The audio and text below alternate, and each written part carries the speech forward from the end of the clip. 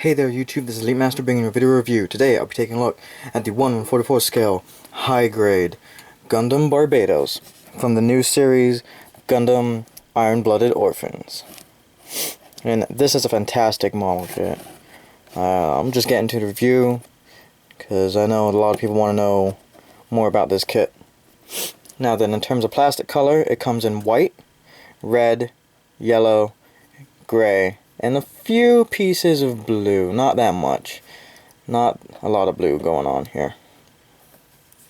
We got great color separation here in the face with the yellow cheekbone parts and the red goatee. You do need to do some painting on the face because there's supposed to be those little gray details right there on the mouth plate. But other than that, this thing's pretty good. There's a few missing pieces of color and some things that need to be picked out in stickers, but overall, out of the box, just the way it comes, it is fantastic looking. And this is how it looked when it first showed up in episode 1 at the end of the series, at the end of the episode.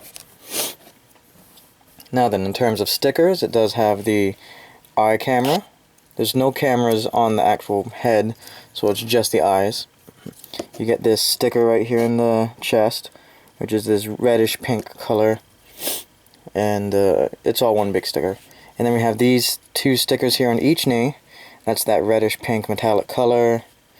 There's a red sticker and a gray sticker on the side skirts, and these black stickers on the sides of the legs.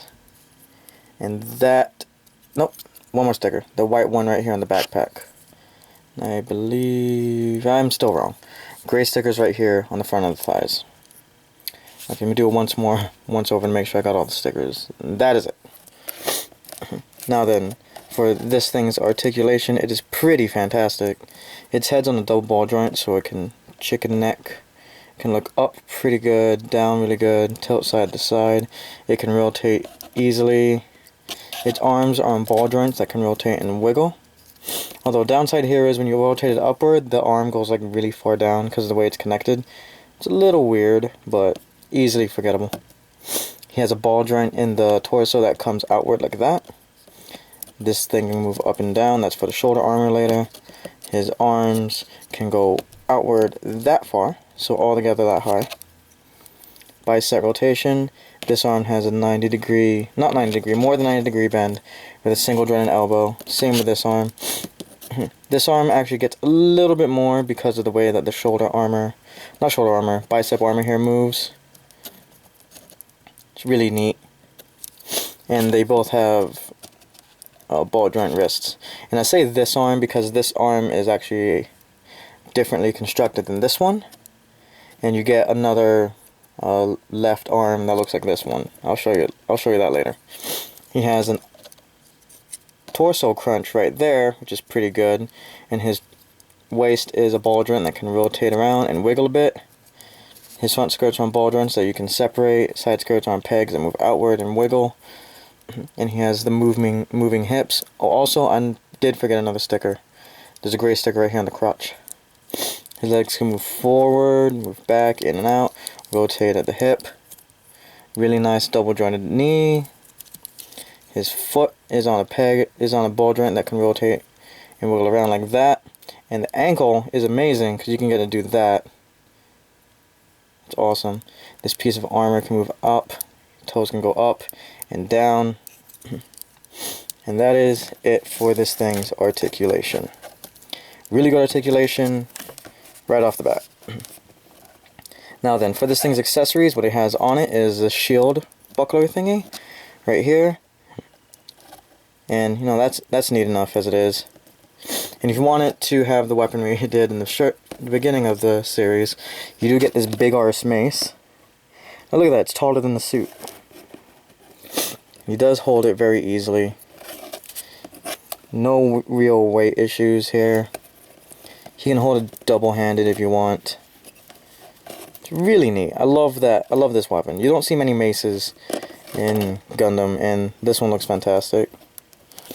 You do also get a big sword in the shape of a katana.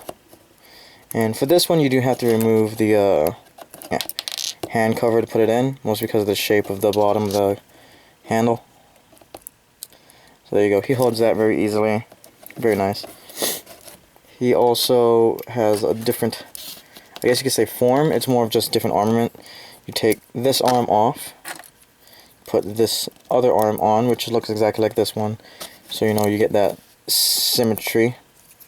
I do like that they gave you an entire new arm instead of having you like reconstruct the arm and having to choose.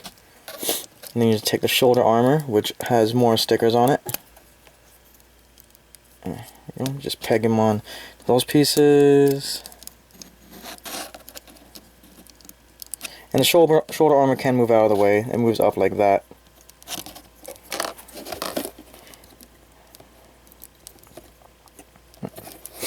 But there is the Barbatos with its sword equipment, I guess you could say. And it looks fantastic. I love this model kit. It is so good. Like, I love the design of this thing. If you don't like the design of it, that's your prerogative, all that. Now then, if you don't want it to hold any of its weapons, you can store them on the kit. And the way you do that is you go here to the backpack, and you have these clips that will peg in to the back here. And the piece of articulation I forgot to point out, but this piece can come out, and I'm guessing it's like a thruster.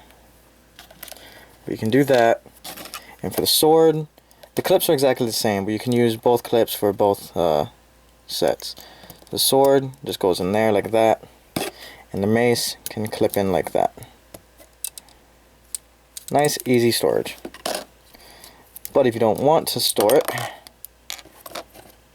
he'll hold them easily enough. And now the reason that that piece fell off, and it's very easy to fall off, is because you get these two little arm pieces. One is longer than the other. Here's the longer one.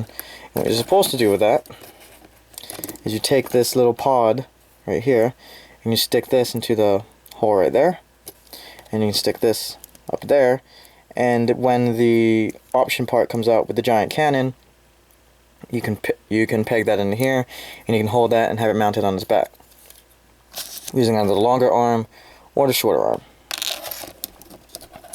Very neat.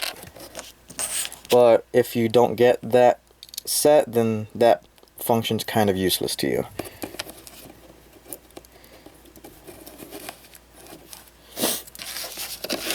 Now let me just get another kit to do as a comparison.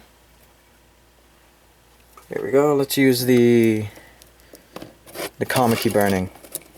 And you see he's about the same height as the Kamiki Burning. He's very thin, but that is the aesthetic that's going on over here for this Gundam. And I have to say, I really do like the design of this. It's very angular, but also has a lot of rounded pieces. So it fits a lot of different aesthetic tastes. And they may clash for some people, but I think it works fantastically.